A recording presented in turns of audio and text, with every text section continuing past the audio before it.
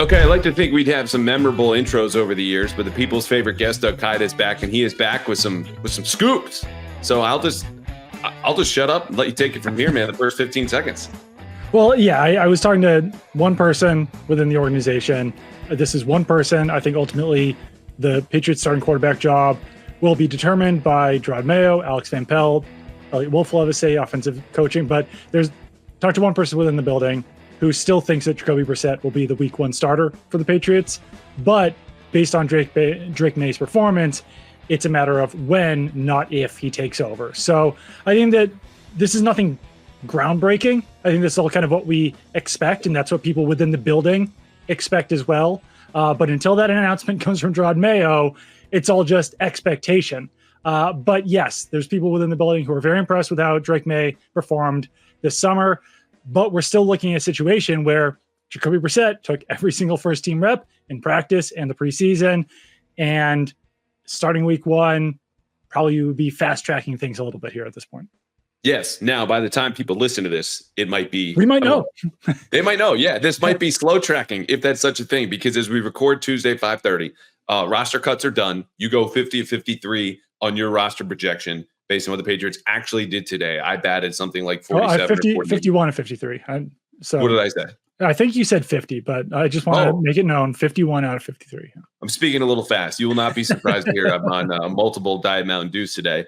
I still have another column to write and do TV later, so we got to keep going. But the point is, you did very well with your roster projections. The Patriots have a 53-man roster, which we all know will be tweaked and changed and refined and twisted and this and that, based on starting with the waiver claims, which, again, by the time people listen to this, you might already know. But what we wanted to do is dive into what will be the meat of the roster, because you'll probably pick up by Wednesday at noon, the deadline for all players who were released. They're up for grabs, and the Patriots pick 3rd. And there were a couple players even ahead of them, released by Carolina and Washington, maybe we talk about, maybe we don't, that they might jump on at obvious places, right? Offensive tackle, center, maybe receiver, even though they kept 7, and a run-stuffing defensive tackle. So there's a lot to come, but the roster's here. We're going to dive in, and the players were off today. So there was no announcement, which Rod Mayo said there will be about the quarterback. They could announce that in a team meeting tomorrow morning when they've got practice Wednesday, Thursday, and we all take a Labor Day. Okay, moving off on the quarterbacks, or we can stay here. Just your instant snap reaction to the 53-man rosters. You assembled it and wrote about it today. Biggest surprises were not that huge of surprises. Did not expect running back Kevin Harris or cornerback Shaun Wade to make the roster. And then in turn, the guys who did make it, who I wasn't expecting to, were Tristan Hill and Marcellus Dial. But these were all 4 players that I was kind of really trying to weigh back and forth whether they'd make the roster. So none of them are huge surprises. With Wade, it's just a matter of Patriots traded for him back in 2021 with the Ravens, and he's been on the roster ever since that point. He's not a guy who's gone back up and down to the practice squad. So the Patriots finally saying, all right, we'll release or we'll waive Shaun Wade to keep a guy like Marcellus Dial on the roster. Little bit of a surprise. Tristan Hill at defensive tackle. I think the Patriots just needed like at least 4 defensive tackles on the initial roster. Not taking anything away from Tristan Hill, but a player like Hill, a player like Michael Jordan might be some of those players who could potentially move if the Patriots do either claim a player off of waivers or sign a veteran that was released. Yes. Now, it is a good idea to have warm bodies in your defensive tackle room. And I think you're absolutely right in assessing the players here who were probably 50 to 53, because they did fill out the 53 as opposed to having a 52-man roster, as I projected last episode, and also called Shaun Wade the cockroach of cutdown day, because we will have a nuclear holocaust and he'll still be a healthy scratch the following Sunday. He's gone. I still think somehow he's going to come back, if not on the practice squad, just to be that healthy scratch, because I don't know what I would do with my life since 2021. But to that point, if it's not Hill or Dial, is there anyone else that stands out to you when you look at this roster? Michael Jordan's in there. Kayshon Boutte I would include, because if they do add a player, and Gerard Mayo said as recently as yesterday, one of their starting guards or tackles, as sad as this is, might have been waived today. Who would you be looking at to get cut? Those would be the big ones. I think Hill and Michael Jordan would be the top 2. I can't imagine. I think they would have just cut Marcellus Dial if they were going to do it eventually. I think that he's a guy that you'd be like, we're afraid that he's going to get claimed. Kayshon Boutte, probably a guy that they were afraid was going to get claimed. One other one to just look at, I don't know what the status of Christian Ellis is at this point. He got injured in that preseason finale, left with a head injury, didn't return. So if the Patriots think that that could be a multi-week injury or something like that, now with the new injured reserve rules, he would only have to miss 4 weeks if they place him on injured reserve and designate him to return. So he would be another one. But overall, and I'm not just saying this because I came close to predicting the 53-man roster pretty accurately, I think the Patriots did a very good job of constructing this roster and keeping players who they were afraid would get claimed and cutting the guys that they're probably pretty confident will not wind up on other rosters. And ultimately, if they do, they can't care that much since they cut them anyway. A couple other notes that I think we should get out early before, again, we go position by position here. Christian Barmore designated to return from the non-football injury list. So that says they're at least open to the possibility that he comes back at some point this season. There's still no definitive timeline update. You and I have poked around, nothing yet. I'm sure Gerard May will get a question tomorrow, meeting Wednesday, about him. Marte Mapu, same thing, except for on injured reserve. So Mapu could come back as soon as week 5. To me, unless he's practicing next week as they get ready for the Bengals, which would be too soon. So if he's practicing in 2 weeks, because that triggers a 21-day window, he couldn't come back until week 5. He's just missed so much time. He did not practice in pads this summer. And then all the 3 physically unable to perform list, the PUP guys, Kendrick Bourne, Cole Strange, Sione Takitaki, they're definitely out until week 5. Barmore, I'm glad to see. That seems to indicate that he, again, it might be healthier than some expected when you get blood clots, and David Andrews is out for the year, so maybe not Christian Barmore. Anything else there of note? No, but I mean, they picked placing Christian Barmore on that NFI list over, let's say, a guy like Calvin Anderson or Armon Watts. So, but once again, I think this was the smart move here where they say even the possibility that Christian Barmore could come back at any point this season is more valuable than ensuring that you have Calvin Anderson or Armon Watts on your roster. Calvin Anderson just never competed for a starting job really this summer. Armon Watts fell down the depth chart. And we should have mentioned this earlier. Big change from last year's cut down. Patriots have more than one quarterback on their roster, so that's huge. Oh, okay. That's big. I think we expected that, though. Jacoby and Drake May at the very least. Joe Milton. I just kind of forgot they only kept one quarterback until I was looking at last year's 53-man roster depth chart thing. I was like, wow, they kept one quarterback last year. One quarterback. That was wild. The end is happy hour, though. Yeah. I think this is it, right? Yeah. I mean, barring a practice squad return, which obviously happened last year, and then he comes and plays. Even if he's signed to the practice squad, though, there's no way he shoots to the top of the depth chart again this year. No. And yeah, I would say that out of any player that I've ever covered, the words unfairly maligned would probably apply to Bailey Zappi. There's a guy I follow on Twitter who's like a Patriots fan. I think it's like TCL or something like that is his name. He was like, the only thing that Bailey Zappi ever did wrong was start games under the worst possible circumstances. And now like every Patriots fan hates him for some reason. So hopefully Bailey Zappi lands somewhere where he can be a backup, where he won't get booed for simply entering games. And yeah, I think it makes sense for all parties to move on. Who knows? Maybe they bring him back. I don't think it's out of the realm of possibility, but I just think it's best for all parties to move on from Bailey Zappi. Yeah, it's really quite a time for guys like him who come in 2022. Not only is Matt Patricia your offensive coordinator, there's a new offensive line coach. It's Patricia. He's going to be gone in a year. And then you come in 2023 and you get to say for the rest of your life, I played for the Patriots. I played under Bill Belichick, but it was only the last 2 years, not representative of what anyone else is going to think when you bring that up at a party 40, 50 years from now, 30 years from now, whatever. But that was the Bailey Zappi experience. It wasn't fair. I still think he's not a quarterback worthy of being on this roster. The Patriots agreed last year. Yeah. They agreed this year. But circumstances certainly did him no favors, aside from maybe being drafted higher than we expected in the 4th round. But since then, no stability, no protection with the offensive line, bad weapons, inconsistent, just downright dysfunctional coaching. By the time you get a regular staff in here, they're ready with a bridge starter in Jacoby Brissett and a guy they drafted 3rd overall. So, of course, he's going to be on the outside. Yes. Yeah, okay. And then, no big surprise that Zappi's gone and that Joe Milton is going to be that developmental 3rd quarterback. And I would not be shocked if the Patriots still signed some sort of quarterback, the Will Grier type, not Will Grier, but a Will Grier type to their practice squad, just to be more depth behind Drake May, just in case another injury like Jacoby Brissett's happened. You don't want to put Joe Milton into a game this year. So I think that it's worth that practice squad spot to keep a 4th quarterback around. Well, let's bat around a couple names because I think people are going to want to know, Sure. especially since Gerard, last time we talked to him, this could be new when we finally get this episode out and he speaks to everyone. I think it's Wednesday, maybe at 1 o'clock when he's speaking. But Sometime around there, yeah. CJ Beathard gets cut in Jacksonville. Nate Sudfeld's gone in Detroit. Your boy, who you're not counting on, Will Grier, got cut in Philadelphia. Who knows? But any of those names, any other names I didn't mention, kind of say to you, hey, this makes sense based on either system experience or just what you've seen from him playing football as a backup in the NFL. I mean, Beathard would be a great pickup, but I just think it probably makes more sense for him to wind up back in Jacksonville. And like, honestly, who knows? Maybe Will Grier is the guy who comes back. Like, I know that people within the organization have ties to Will Grier, like Will Grier, and maybe they can convince people on staff that things will go better this time. Maybe they can convince Will Grier that things will go better. But like, I think that he was kind of that adult in the room last year. You don't want the awkwardness that you had last year with Mac Jones and Bailey Zappi. So just get some sort of journeyman veteran quarterback, preferably one with some experience in Alex Van Pelt's system. But the Browns kept all 4 quarterbacks, and it's 5:48 right now, and the NFL hasn't actually released all of the cuts yet. So I can't tell you like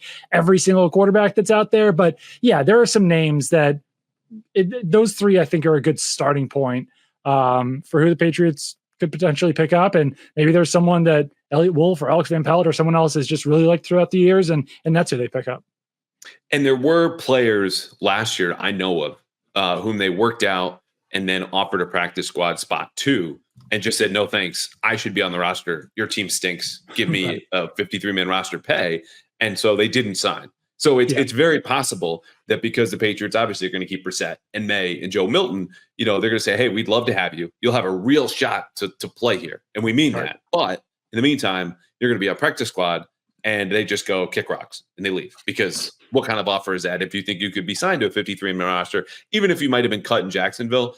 Obviously, CJ Beathard was going to lose that job to Mac Jones if he found some semblance of his old form, which it seems like he has. Sean Clifford, Michael Pratt, 2 Packers quarterbacks released.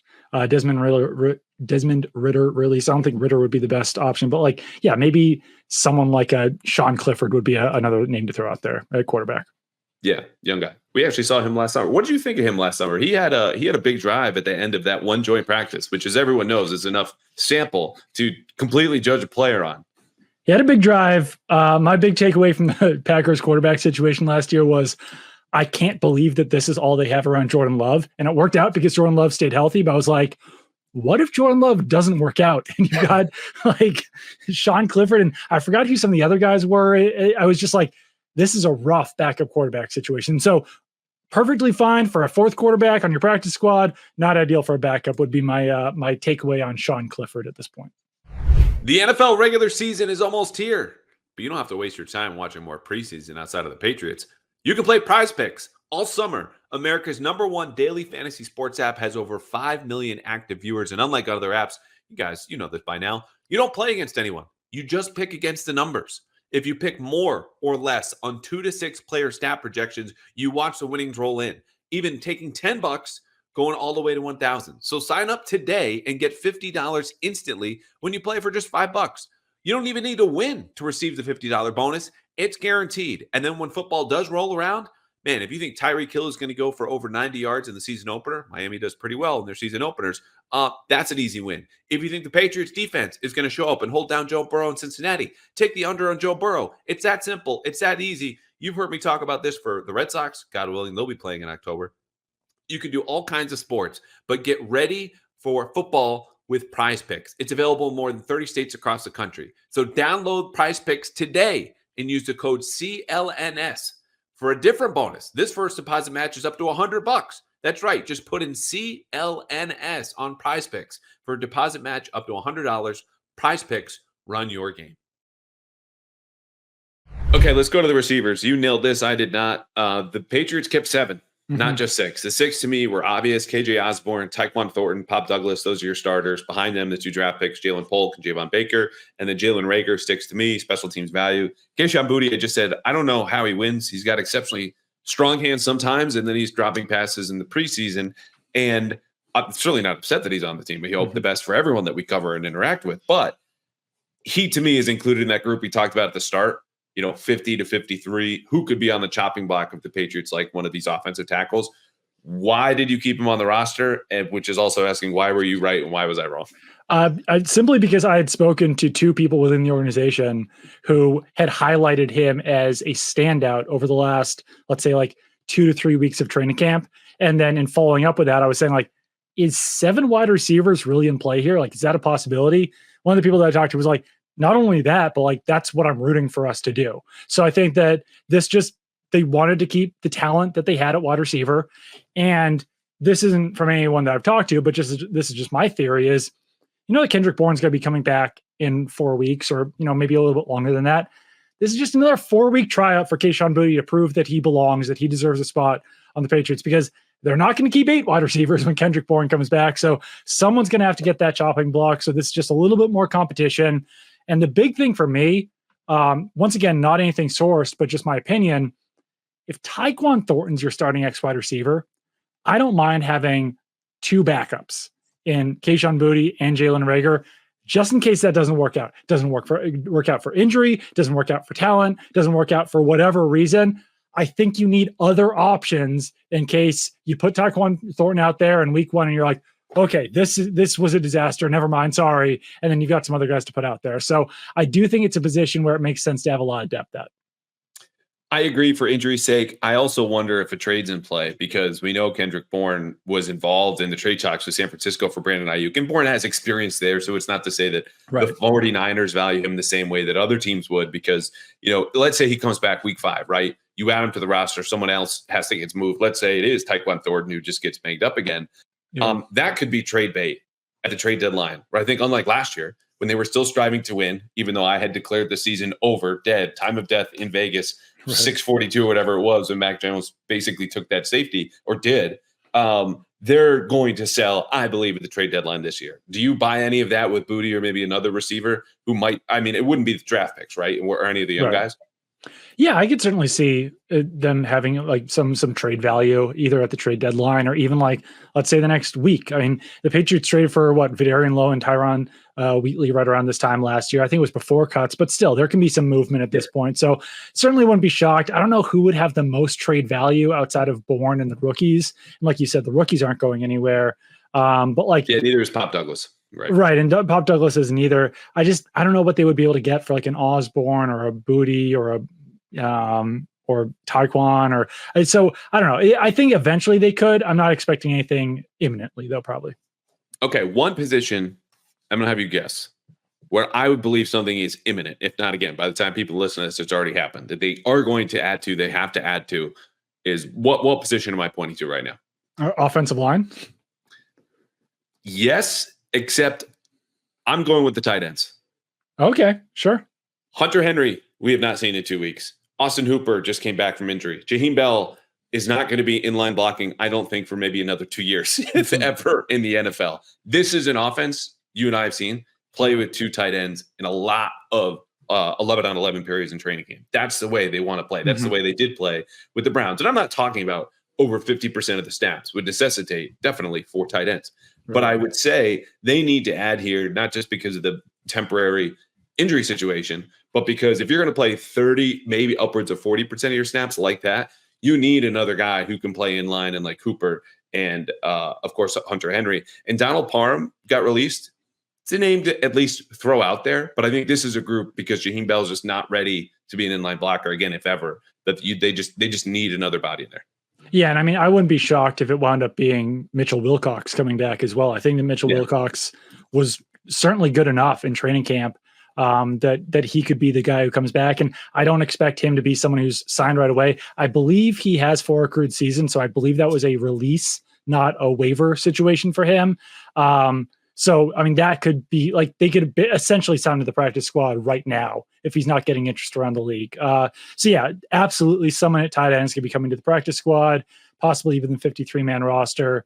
But certainly a good 1-2 punch there on Hunter Henry and Austin Hooper. You just have to make sure those guys stay healthy. Mitchell Wilcox does not have 4 years, just shy. He's got 3. So he was waived. Yeah. Interesting. Unless he, I thought I looked that up. Because he was drafted in 2020. Over the cap says he's got 4 accrued seasons. Okay. So he didn't play then or accrue any statistics there. Okay. One of us is right. Learning on the fly. Very good. Yeah. You mentioned the offensive line. The reason I skipped them, is because I just think at some point, and maybe I'm wrong, folks at home are sick of an offensive line conversation. They stink. They don't have enough tackles. We talked about this in the spring. Hey, you should probably add a left tackle. Hey, they should probably add a left tackle. Lo and behold, Vidarian Lowe, the one-liner to express you know how bad it is in New England right now is to say Vidarian Lowe starting at left tackle. They missed him in Washington in that season finale. But they still have 9 bodies to the Tristan Hill warm body in the room argument. So I look at this and go, there's going to be movement. They're probably going to add a tackle. Bob Sopsey, great shout out. You and I both retweeted today. Guy got released from the Titans. If you want to bring him up. Am I crazy for thinking, though, that because you keep 9 and among them I can see 4 tackles, if you include Mike Onwenu, that to me that says they might be a little bit more willing to play him at right tackle than we've seen most of the summer? Potentially. I think so, but I also if you had gun to my head offensive line week 1, I'd probably have Vidarian Lowe and Okorafor at the tackle positions if they're healthy. But that's such a big if. We don't know at this point if Vidarian Lowe is going to be healthy. We don't know if Sidy Sow is going to be healthy. So we just if Vidarian Lowe can't play, then you almost have to start Mike Onwenu at tackle unless they do sign a guy like Jerron Christian and feel like they can plug him in right away on a week and a half worth of practices. One thing on Christian. Once again, it's 5:57 p.m. on Tuesday. I don't know when this podcast is going to be dropping, but I did reach out about Jerron Christian potentially giving the Patriots. There's been no contact up to this point, but once again, it's been 2 hours, less than 2 hours since cutdown. So that could certainly change, but it's not as if they saw his name come across the wire and immediately picked up the phone. So I don't know. I do think that based on what Gerard Mayo's saying on Monday, that who knows, we could have the starting tackle and guard might not even be on the roster yet at this point. We might use our waiver wire pickup. Obviously that's a position that they're looking at. And then one other name to just throw out would be Caleb Jones. He's a guy who was waived by the Packers. And I follow a decent amount of Packers reporters on Twitter, and there did seem to be some surprise that Caleb Jones had been waived. He's a young player. I think he's 6'7", 350 pounds, something crazy like that, has some experience at left tackle. Once again, not sure if that's a guy that you plug in right away, but once again, no offense to Vidarian Lowe, but when your starting left tackle could be Vidarian Lowe, anyone could potentially be plugged in to play left tackle off of waivers or a signing. Well, you pointed this out to me the last time we heard from Vidarian Lowe in a press conference setting. When asked about his standing within the team, he was like, I am intent on proving myself as a swing tackle in the NFL. It's not. And then followed up and said, oh, yeah, I think I could start at left tackle. But he's self-aware. Okay. Yes. Not all of us are wrong or sandbagging on Vidarian Lowe and his future and his potential in the NFL. I think against consensus, I might be a little higher, having reviewed some of that film, specifically against the Eagles, where he really got screwed on that sack with Kevin Harris chipping it away that running backs typically don't chip. But overall, still, you don't want him starting. And he is aware that over time, that's probably not a good idea. Anything else missing from the offensive line? Like Michael Jordan's a backup guard. He made it. I kept him off of my projection because, again, first play that he comes on the field for Sidy Sow, he gets called for holding. I think he's been okay. He looks like a backup guy who would normally get cut. Caden Wallace's in there. Nick Leverett stuck. And they still don't have a guy who can reliably snap the ball behind David Andrews. Well, that's I'll go 5 seconds on this, but Michael Jordan played center at Ohio State. He was a center on the practice squad, whatever team he was on last year. So I'm frankly shocked that they never gave him a shot out there, that they decided to move Antonio Mafi to center before they gave Michael Jordan snaps there. But maybe they just like Michael Jordan being depth at guard more than they wanted to move him to center. But I don't know what that was. He's also got experience at tackle, so he is a versatile guy that one way or the other, whether it's on the practice squad or the roster, probably going to stick around. Yeah, I didn't see him snap the ball once. No. And maybe I missed it at the start of practice when, the quarterbacks get together at one end of the field with the centers and take, these snaps and they do little slow-mo, kind of bootleg or just kind of fake the handoff, just get loose for practice. Right. Didn't see that once. So I'm not even saying that's a good idea. They might have just deemed there's no way he can handle this at the NFL level in a game setting. But it's still David Andrews, who might be the most irreplaceable player on this roster when you look across the offense and defense. It might also just be a body type thing. I mean, I think that that's one thing is that most of those centers that they were using this year are kind of the shorter squatter types, other than Liam Fornadell, I guess. But like Michael Jordan's a legitimate 6'6", so maybe Scott Peters just didn't like that, didn't like having that tall of a center. Who knows? But it was kind of odd. All right, let's wrap on the offense. Running back had, as you said, the biggest surprise so far, one of the biggest surprises, period. But it says something when a 2022 6th-round pick counts as a big surprise because it's really just a numbers game. Kevin Harris gone, I would say likely to come back to the practice squad, but that just left them with Ramondre Stevenson, Antonio Gibson, and JaMychal Hasty, who I noted earlier this week, really started to come on as RB3 in the last 1 to 2 weeks of training camp. Yeah. Not to mention as a core special teamer. I felt very firmly he was going to make the roster, but I missed that Kevin Harris would just not make the team outright.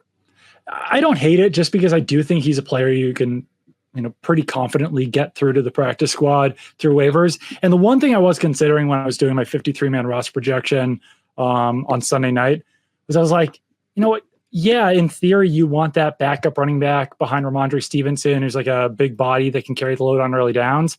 But I was like, that could just be Antonio Gibson. Like Antonio Gibson is 6'2", 230 pounds. He's done that before in Washington. So if Stevenson, for some reason, got hurt or isn't playing for any reason, you would just move Gibson into that early down role, and then JaMychal Hasty would be your third down back. And Hasty is much more useful on special teams than Kevin Harris is. So, like, if you only want to keep 3 running backs for special teams ability and for just his ability in his defined role, I think Hasty is the more valuable player than Harris. Yeah, I don't have much more here. I think people are going to like JaMychal Hasty a little bit more than they might have expected, especially if you've never really watched him or just didn't stick around for the preseason. It's not because he's going to wow you, but you'll just look at him and go, oh, that's a functional part-time third down back. We have to give him a couple of carries. You know, he'll know where to be and what to do. And that counts for a guy who's going to be counted on to play in an ideal world 10% of snaps, maybe if that, and a lot more in special teams, which say we will about Bill's old philosophy. They only have one real special teams only player this year, non-kicker, non-punter, non-long snapper. It's Brendan Schooler. JaMychal Hasty also might unofficially be the second, if not Christian Ellis and some other guys on defense. You touched on the defensive line.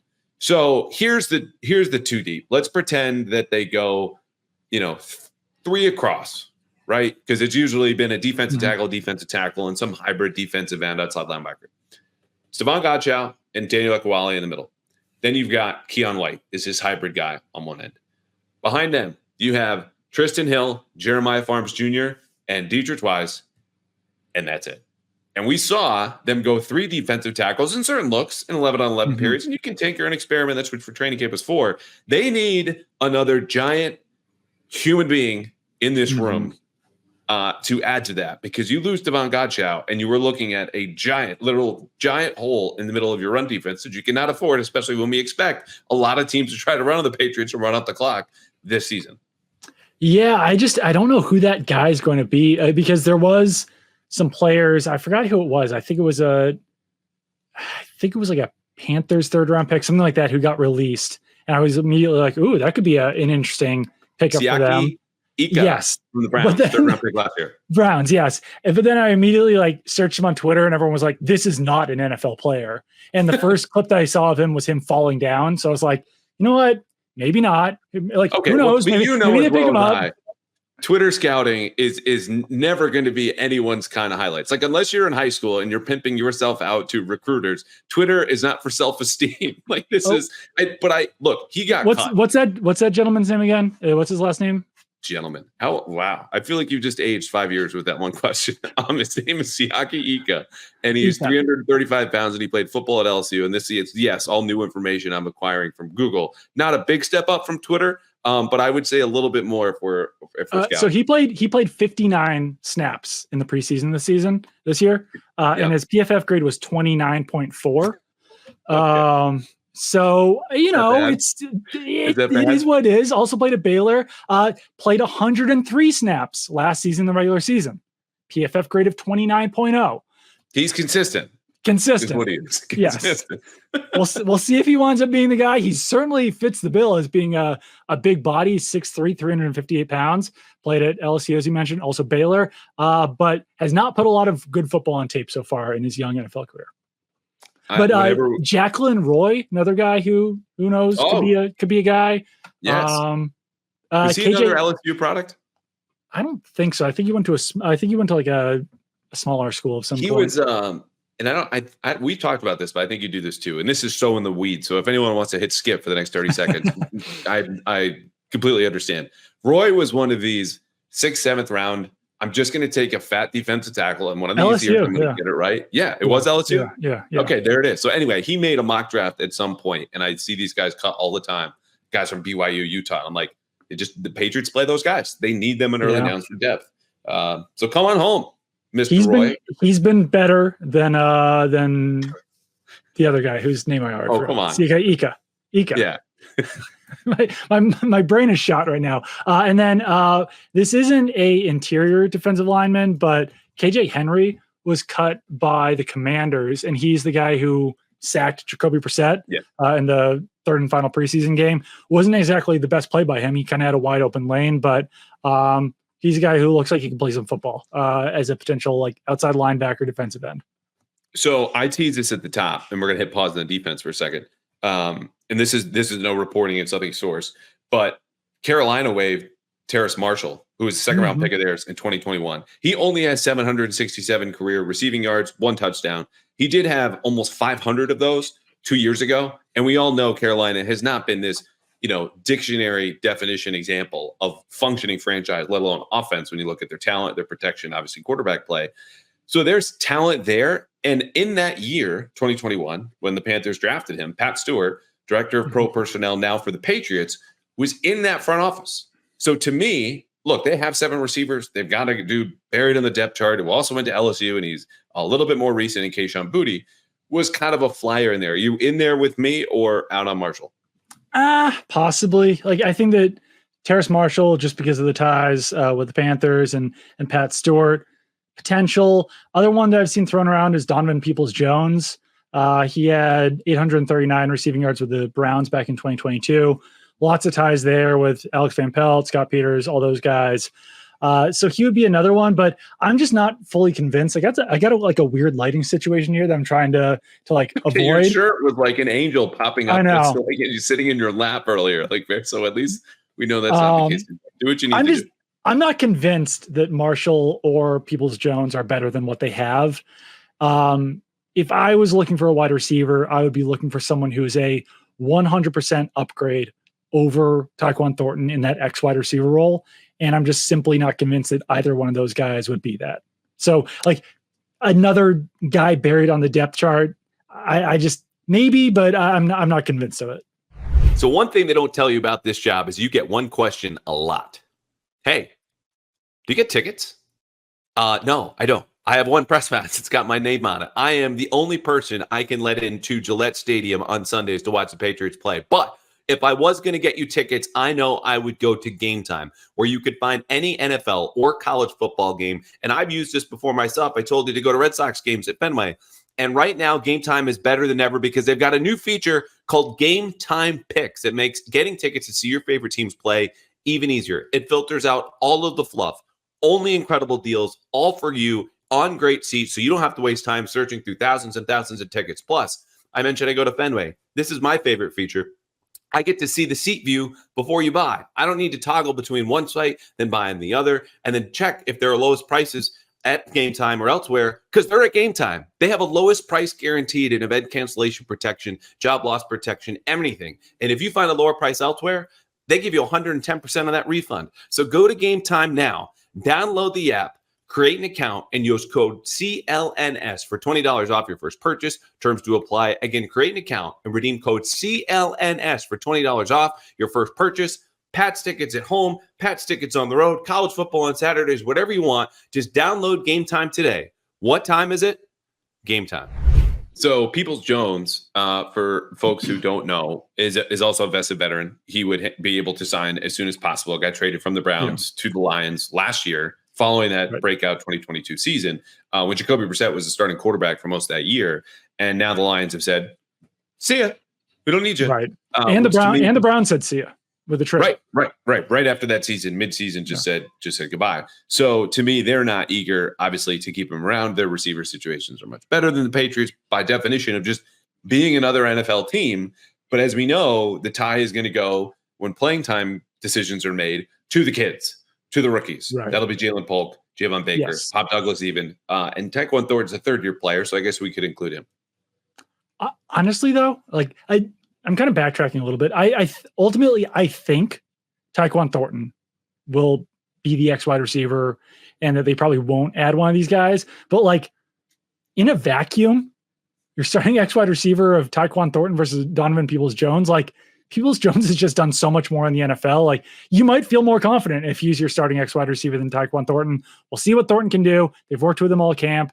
But yeah, I don't know. Who knows? Maybe they do wind up grabbing one of those guys. I think there's some other wide receivers who could get cut that we just haven't seen yet, or I haven't seen the full list yet. But I don't know. There could be a way to upgrade, but it would be a moderate upgrade, I think. So I'm with you in a vacuum. Donovan Peoples-Jones is a better football player than Taekwon Thornton, as far as they've shown so far. But we know this is not a one-for-one conversation, not even because of Polk or Baker, because you're going, okay, he starts at the X, KJ Osborne is at the Z.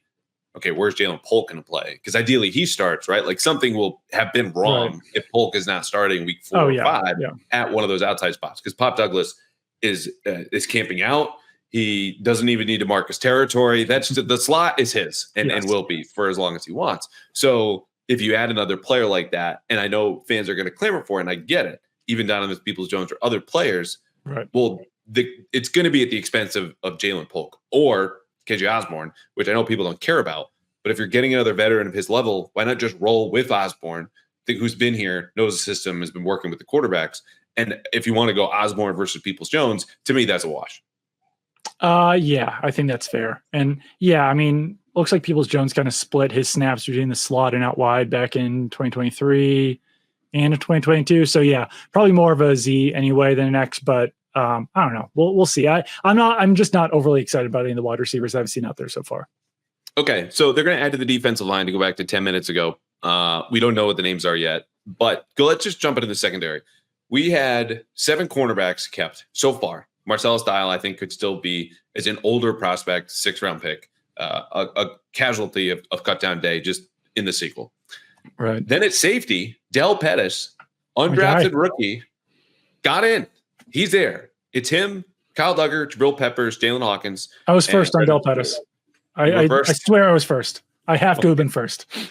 There's someone in my CLNS crew here who I think is probably going to argue with you. Wow. Now, okay, maybe. I do feel like our guys, fellow friends, Taylor Kyles, Mike Cadlick, Alex Barth is in there, and Brian Hines cast a lot of nets. There was some Deshaun Fenwick stock that was bought up, and I said that's a bad buy because this guy is not sticking around. Got cut and then came back and then got cut again.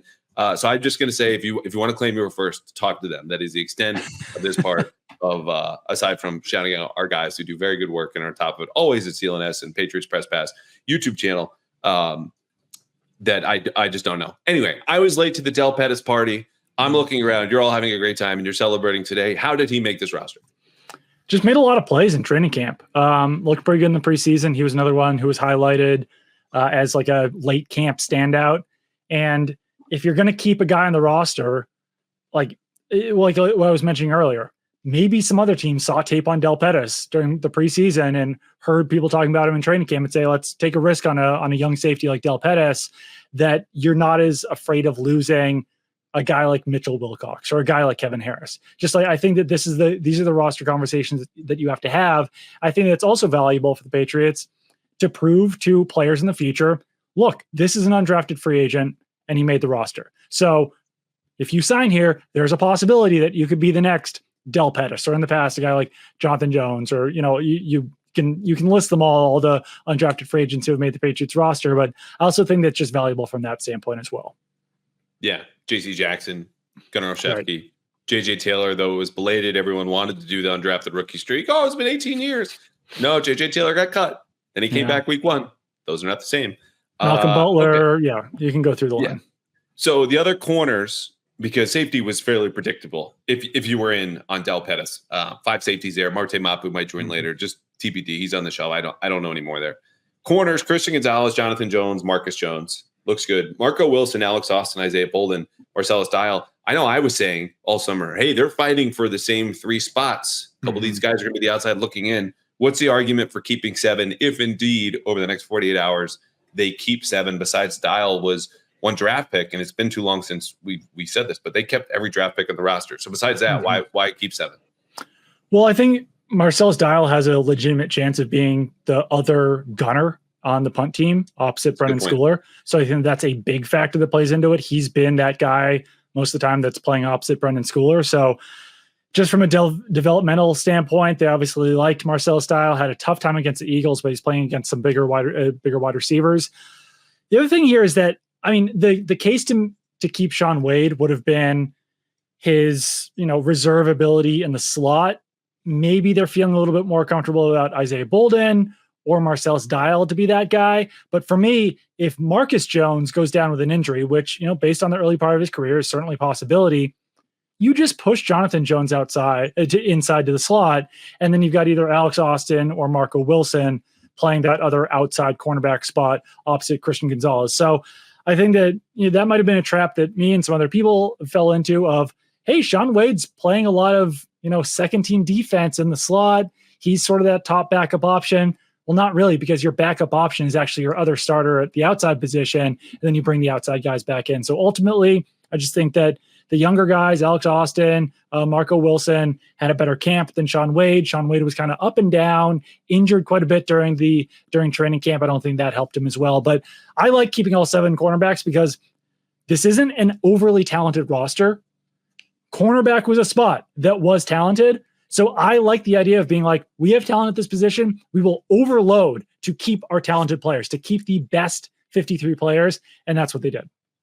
Here's the other part about this. Aside from Marco Wilson, who was in the same draft class as Shaun Wade, all of these other guys in the mix down there, Alex Austin, Isaiah Bolden, Marcellus Dial, they're younger than Shaun Wade. So there's more tape out there. And you just go, hey, Shaun Wade is what he is. Let's roll with these new guys. Marco Wilson, again, I said it a billion times, super productive. 3 picks, started virtually every game for Arizona in 2022. Obviously, disaster. I don't want to say disaster, but like year 1 of a rebuild last year, new system, new coaches, new philosophy. And he comes here and is like, oh, we finally take football seriously. This is fun. And so I think it's wise to keep him around. And I was out on Wade, and that's just what it is. But I think the point about the slot is now the next question here, because Christian Gonzalez is going to play outside. Jonathan Jones is going to play opposite him. It's good that you have depth behind both of those corners. Marcus Jones is behind them as far as, just practice reps. And he's been out there the last week plus, maybe close to 2 weeks. But he's not had a dominant practice unless I miss something where you go, okay, there's our new nickel. He's a versatile guy. He's quick. He's a gamer. But there are a lot of reps that Pop Douglas just beat him really cleanly over and over and over again. So that I'm not saying it's necessarily weakness, but I know come week 1 in Cincinnati, the binoculars from the press box, I'm going to be looking for 25, being like, okay, or pleasantly surprised. If I'm a Patriots fan or a employee of the Patriots, I'm concerned about Marcus Jones because we just don't really know what it looks like with Marcus Jones being your starting slot cornerback. We didn't really see it last year. Despite the fact that he was healthy going into the season, we still saw Miles Bryant being the top slot cornerback.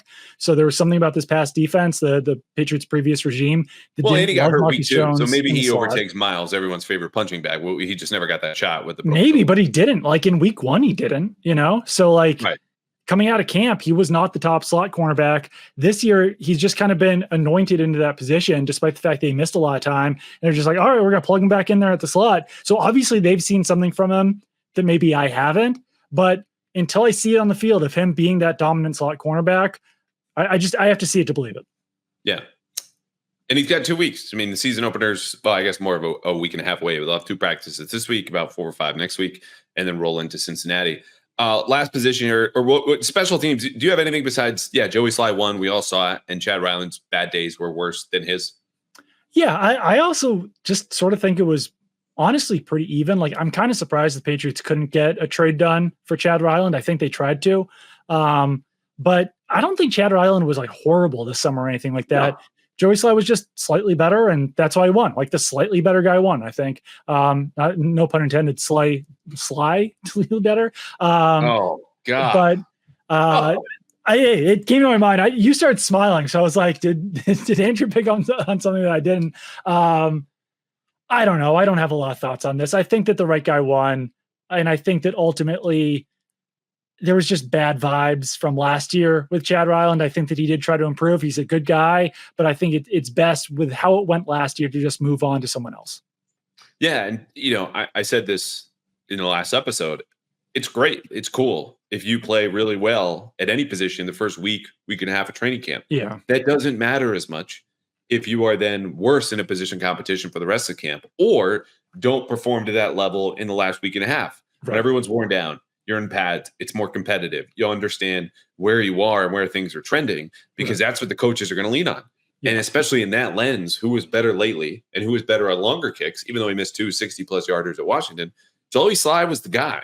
So I don't think kicker is going to suddenly be this like strength of the football team, but whether it's vibes or just you look at the pure on-field product, Joey Sly was a better kicker. So Chad Ryland moves on. He is a good kid. I know he went back to a lot of his old fundamentals that got him drafted in the 4th round. He got plenty of leg strength. Did not really agree with the techniques taught by Joe Houston and Cam McCord last year. They're gone. He was just not good enough. Okay, last one, linebacker. I don't have many thoughts here either. Like it was fairly predictable for me writing up those practice reports every day. I'd get down to the section, boop, boop, boop. Okay, Jelani Tavai started. Juwan Bentley started again. Raekwon McMillan's in there. Christian Ellis in there. Okay. All right, next, defensive backs. That was in. That's what we have. Bentley's here, Tavai's here, McMillan and Christian Ellis. I think your core special teamers, they're in there. Anthony Jennings, O'Shane Zimenez, and Josh Uche are on the edge. What did I miss? Joe Giles Harris overall, I think, had a good camp. He wasn't a crazy standout or anything like that.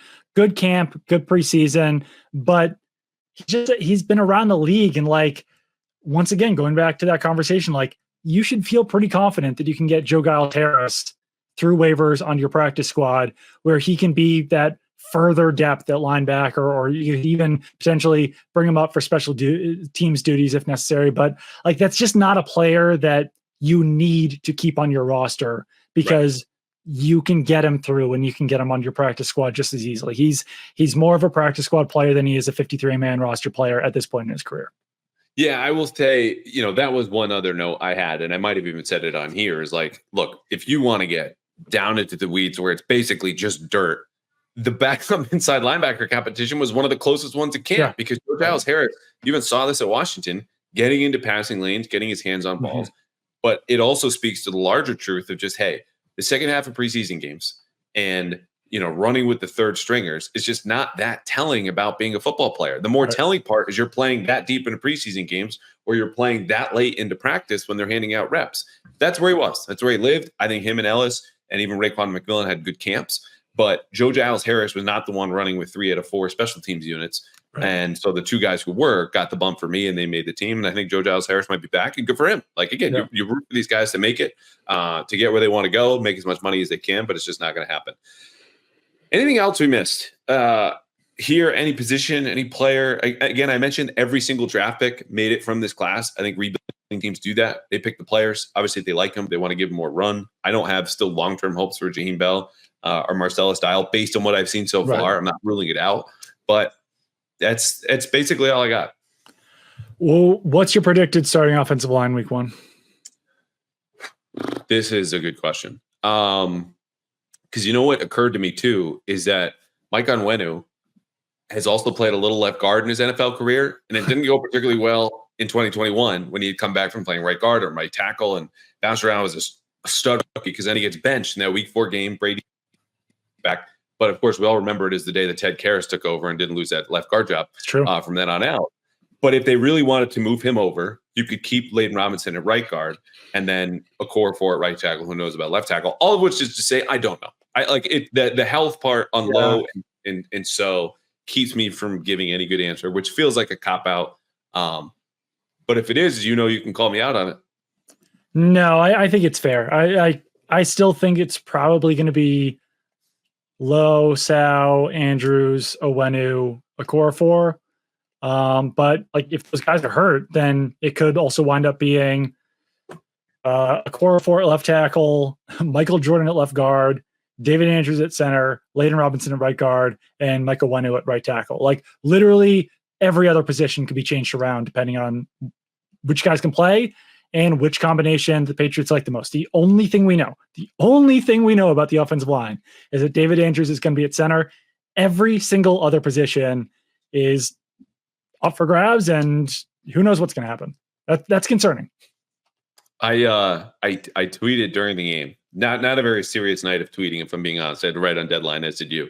David Andrews should ask for another raise and extension. The more time passes, MVP. I just need to send that to his agent and be like, hey, if this happens, like 0.01%, are we cool? Because that got a lot more attention than you would think for NFL center over 30 should get more money. Everyone's on board because we're all watching the same thing going, oh, God. Oh, please, God. Oh, someone's going to get hurt. Oh, there it is. Yeah, and I think that, if they can find a center, that's one thing that we didn't talk about too much. I don't know who the available guys are out there. But finding a guy who can snap the ball is kind of should be a priority for the Patriots if they don't trust Nick Leverett, which after that Sunday night game, I'm not sure if they can trust Nick Leverett as a center. So we'll end there. If you played high school football or you played college where you successfully snapped the ball, the New England Patriots are looking for you. Please apply to – actually, I think I could probably guess Gerard's email. We're not going to give it out. We are just going to say thank you to Doug for coming on, as always, the people's favorite guest. We'll be back Thursday. Special edition, not as much deep into the weeds talk. This is going to be Zoom out. It's going to be a lot of fun, a lot of laughs about how to help you survive watching potentially a team going for the number 1 overall pick in a very good way. This is not being facetious. This is not twisting the knife just to do it, because you get plenty of that in the Boston media space. Here you can count on laughs and stats and fun. So with that, we're going to say goodbye and see you in a couple days. And thank you again, Doug. Absolutely.